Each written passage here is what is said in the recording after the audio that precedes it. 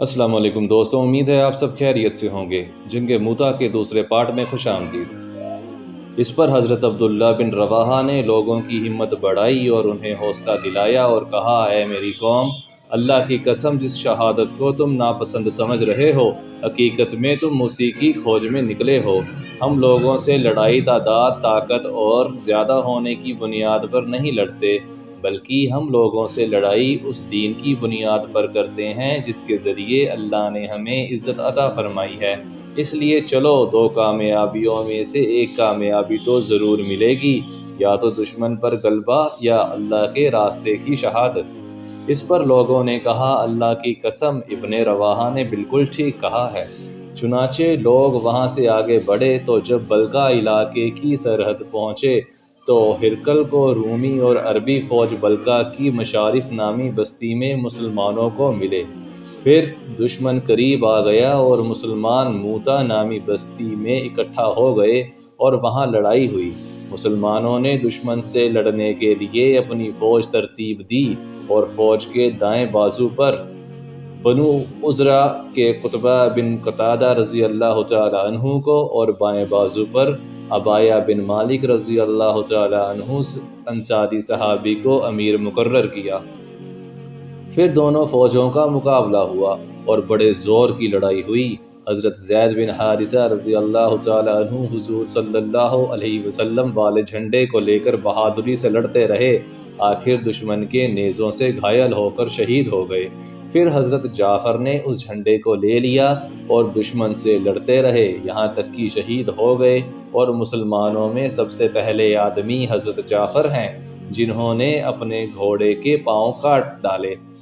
तबरानी में उस जैसी हदीस हज़रत उर्वा बिन ज़ुबैर रज़ी अल्लाह तआला अन्हु से रिवायत की गई है और उसमें ये है कि फिर हज़रत जाफ़र रज़ी अल्लाह तआला अन्हु ने झंडे को ले लिया और जब घमासान की लड़ाई हुई तो वो अपने लाल घोड़े से नीचे उतरे और उसके पाँव काट दिए और दुश्मन से लड़ते रहे, यहाँ तक कि शहीद हो गए। और हज़रत जाफ़र पहले मुसलमान हैं जिन्होंने लड़ाई में घोड़े के पाँव काटे।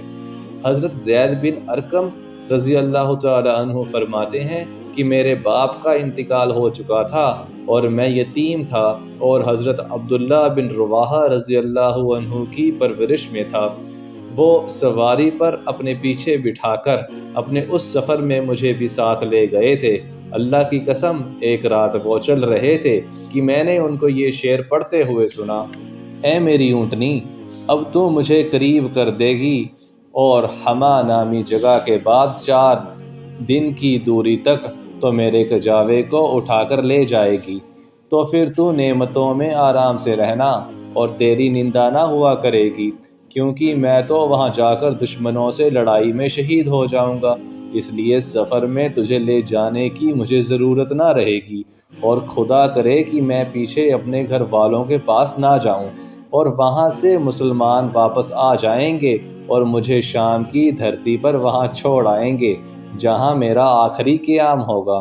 और मेरे शहीद हो जाने के बाद तुझे मेरे वो रिश्तेदार वापस ले जाएंगे तो जो रहमान के तो करीब होंगे, लेकिन मुझसे उनका भाईचारा मेरे मरने की वजह से ख़त्म हो चुका होगा। और उस वक्त मुझे ना तो अपने आप उगने वाले पेड़ों के फल की परवाह रहेगी और न पानी से सींची जाने वाली खजूरों के फल की परवाह रहेगी। हज़रत ज़ैद बिन अरकम फरमाते हैं कि मैंने जब उनसे ये शेर सुने जिनमें शहादत पाने की तमन्ना ज़ाहिर की गई थी तो मैं रो पड़ा। इस पर उन्होंने मुझे कोड़ा मारा और कहने लगे, ओ कमीने, अल्लाह अगर मुझे शहादत नसीब फरमा दे तो इसमें तुम्हारा क्या नुकसान है? मैं शहीद हो जाऊंगा, तुम मेरे कजावे पर बैठकर मदीना वापस चले जाना। हज़रत अब्बाद बिन अब्दुल्ला बिन ज़ुबैर रज़ी अल्लाह तआला अन्हु फरमाते हैं कि मेरे दूध शरीक बाप, जो कि कबीला बनु अमर बिन औफ के थे, उन्होंने मुझसे बयान फरमाया कि जब हज़रत जाफ़र रज़ी अल्लाह तआला अन्हु शहीद हो गए तो हज़रत अब्दुल्ला बिन रवाहा ने झंडा ले लिया और फिर झंडा लेकर अपने घोड़े पर आगे बढ़े। वो दुश्मन से लड़ने के लिए घोड़े से नीचे उतरना चाहते थे, लेकिन तबीयत में इस बारे में कुछ तरद्दुद महसूस किया तो ये शेर पढ़कर अपनी तबीयत को आमादा किया। اے میرے نفس، تجھے قسم دے کر کہہ رہا ہوں کہ تجھے نیچے اترنا ہوگا، خوشی سے اتر یا ناگواری سے۔ اگر کافر لوگ جمع ہو گئے ہیں اور وہ لڑنے کے زور میں اونچی آوازیں نکال رہے ہیں تو بزدل مت بن۔ کیا ہوا، میں دیکھ رہا ہوں کہ تو جنت میں جانے کو پسند نہیں کر رہا ہے، اور تجھے اطمینان کی زندگی گزارتے ہوئے بڑا لمبا زمانہ ہو گیا ہے، اور تو مشکیزے کے تھوڑے سے پانی کی طرح ہے کہ نامعلوم کب ختم ہو جائے۔ اور یہ شعر بھی پڑھ رہے تھے۔ اے میرے نفس، اگر تو قتل نہیں ہوگا تو ایک نہ ایک دن مرنا تو پڑے گا، اور یہ موت کا تقدیر میں لکھا ہوا فیصلہ ہے جس میں تجھے داخل کر دیا گیا ہے۔ تو نے جس چیز کی تمنا کی تھی وہ تمہیں دے دی گئی ہے۔ اگر تو ان دونوں حضرت زید اور حضرت جعفر جیسا کام کرے گا تو ہدایت پائے گا۔ پھر حضرت عبداللہ بن رواحہ رضی اللہ تعالی عنہ گھوڑے سے اتر گئے، اور پھر انہیں ان کے ایک چچیرے بھائی نے ہڈی والا گوشت لا کر دیا، اور ان سے کہا کہ اس کے ذریعے اپنی کمر کو مضبوط کر لو، کیونکہ تمہیں ان دنوں بہت تکلیف اور بھوک برداشت کرنی پڑی ہے۔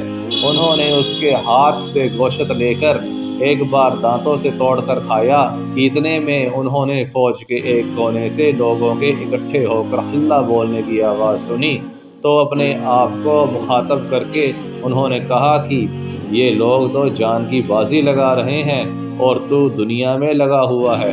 پھر اپنے ہاتھ سے گوشت کا ٹکڑا پھینک دیا اور اپنی تلوار لے کر آگے بڑھے اور کافروں سے لڑائی شروع کر دی، آخر شہید ہو گئے۔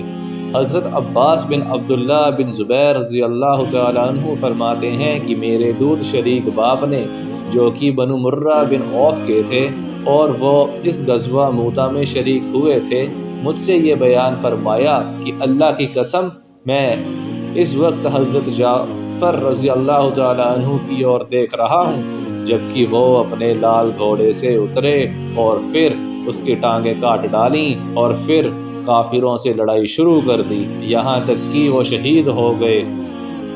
اور وہ یہ شعر پڑھ رہے تھے: اے لوگوں، کیا ہی اچھی چیز ہے جنت، اور کیا ہی اچھا ہے اس کا قریب ہونا۔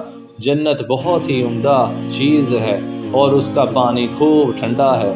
رومیوں کے عذاب کا وقت قریب آ گیا۔ یہ لوگ کافر ہیں اور ان کا آپس میں کوئی جوڑ نہیں ہے۔ جب لڑائی کے میدان میں ان کا سامنا ہو گیا ہے تو اب ان کی تلوار سے مارنا مجھ پر ضروری ہو گیا ہے۔ دوستو، آج کے لیے اتنا ہی۔ امید ہے آپ کو یہ ویڈیو پسند آئی ہوگی۔ جزاک اللہ خیر۔